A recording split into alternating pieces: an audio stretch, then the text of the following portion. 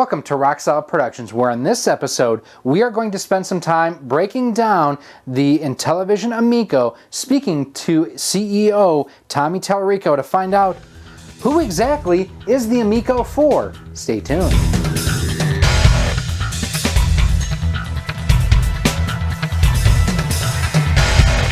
Hey everyone, Gary here from Rock Solid Productions. Now, before we dive into today's episode, I wanted just to take a brief second and say thank you for stopping by and checking out this episode that we have here today. I really do appreciate it. And do me a favor too, our co-host for this episode is the one and only Life with Matthew, aka Matthew Bennett. He has his own channel, Life with Matthew, and he talks about nerdy things, sci-fi, Star Wars, Star Trek, Sequest, and of course, video games. Check his channel out as well and give him a like and subscribe as well. Let him know I sent you over there. So as I mentioned in the intro, we recently had a chance to talk to Tommy Tallarico, and man, it was a just marathon interview, 4+ hours. And one of the things that I really wanted to find out was who Amico was for, because that's my question. I don't know that I'm within the target audience for Intellivision Amico. Tommy was kind enough to kind of drill down not only who the target audience is, but why. Let's take a look. I mentioned the video game industry is a $150 billion a year industry. We mentioned the percentages of people who play this now. So let me ask you guys a question. Out of that $150, $60 billion that's spent, how much of that do you think is spent? I'm not saying played. I'm not saying this and that. I'm talking literally who spends the money. How much of that do you think is spent by women? Give me a percentage. I would say probably 35 to 40%. Okay, that's a good guess. Matthew? Since he guessed low, I'll guess high. Let me say the 60 to 70 range. Okay, you're both wrong and you're both low. Wow. Yes, and this blows people away. Over 80% of all the money that is spent and made in the video game industry is spent by women. Now, And this is hardware, software, DLC, all expenses, video game related. Okay. Now, and I'll tell you why it'll start to make sense to you. First of all, if you include, remember the categories: mobile, PC, and then the home consoles. 20% of that money is PC, 25% of that money is home consoles, and 55% of that money is mobile. Now, if you add up all those 3.1 billion gamers, male to female playing, it's 51% male, 49% female. Pretty much split right down the middle. But if you look at mobile gaming, where again, casual, hyper casual, and when you look at the mobile gaming crowd, that's where the most money is spent, almost triple what is spent in the PC and more than double what is spent in home consoles. And you look and you see who are the people spending money on mobile games. Now, I'll ask you two guys, have you ever spent money on mobile games? I mean, maybe Yes. you have. Maybe once or twice. Okay. Men typically do not spend a lot of money on mobile games. But did you know this?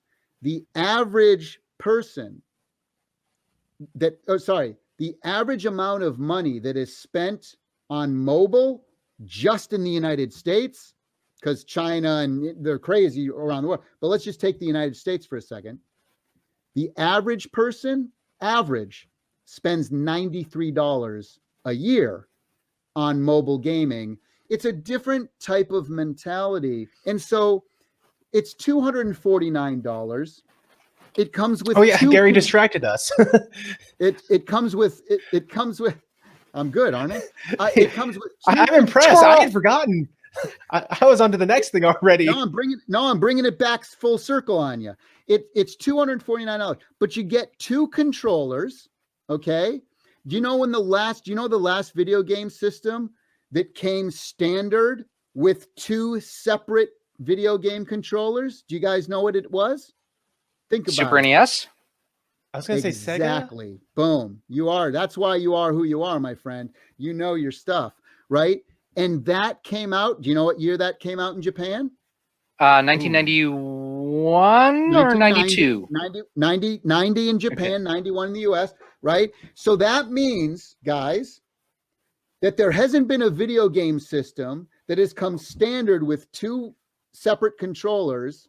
And people will say, oh, well, the Switch. No, the Switch is one controller that you break into two sometimes. The Joy-Cons suck as individual controllers. Anyone who, 4-inch they're terrible. You know, so it's not a full controller. So what does that tell you, guys? Right? That, and where the industry has gone, right? So this is the first system in 30 years that has come with two complete controllers separate. And here's the good news. You can download our free app and you can actually hook up to 8 mobile devices as well to the machine. So those don't work well for arcade action games, but they certainly work. So, right, boom. And then you got this. I went old school on you. I went classic. I went, hey, here you go. But so this, your mobile device kind of replicates this. Again, I wouldn't play action games with this, but it works great for party games, for card games, for dice games, all these kind of secret, party games where everybody has a screen and everything like that. So, but let me continue. All of our games are $9.99 or less digitally. Our physical media. Before you go on to that, is that a commitment at a $9.99 max for the foreseeable future? Because there have been rumblings that, well, it's just going to be introductory $9.99, and so later on games are going to creep. That's exactly what I said. I was the one who started that rumor. So yes. So on launch, all the games are $9.99 or less. And the reason I say that is because, look, in 3 years from now, there's inflation. There's going to be games where we're going to want to do bigger and better things. And so I don't want to lock myself in and say, hey, everyone, the games are going to be $9.99 or less for the next 10 years. In perpetuity. Okay, yeah. So that's why I preface that by saying on launch, all the games are $9.99 or less, right? But yes, I in the foreseeable future, I can see some games being $11.99, $14.99, but you're not going to see $30 games. You're not, that's not going to happen. But we want to keep it affordable, right? $9.99 or less. All of the games, like I said, are rated E for everyone. And say, oh, well, a bunch of kiddie games? No. When we were growing up, we didn't need blood, gore, violence, bad language, and nudity in the games. And again, I'm not against those things. I love Grand Theft Auto just as much as the next person. Red Dead is one of my favorite games of all time. Metal Gear Solid, Halo, they're all M-rated games. Love them to death. But what I'm saying is something that non-gamers and families can just feel secure about. Our two greatest things that we want to get across to people are value and trust. Those are the two things that we care about the most with our consumers. And you build that trust by curating every game and making sure, and like we don't have online play, because a lot of the toxic communities, like even Roblox and Minecraft, get hit for it a lot. 7-year-old or you're coming back learning every 4-letter word in the book. Well, and it's even worse than that, where you have people who are actually being, and I hate to be dark about it. Yeah, you get sexual predators on that. It's, facts are facts, right? And so our value proposition, guys, is this. And by the way, we did a lot of research and we spoke a lot to our retailers. And who are our retailers that we've announced so far? How about Walmart? How about GameStop, Best Buy, Amazon Prime? We're doing a thing with. Over in Europe, the biggest electronics places like Media Market, Saturn, Argos in the UK, the biggest of the big were there, right? And that's impressive. Like just this week alone, GameStop, if you go on my personal social media or Intellivision social media, you'll see that GameStop now has big Amico posters in their stores.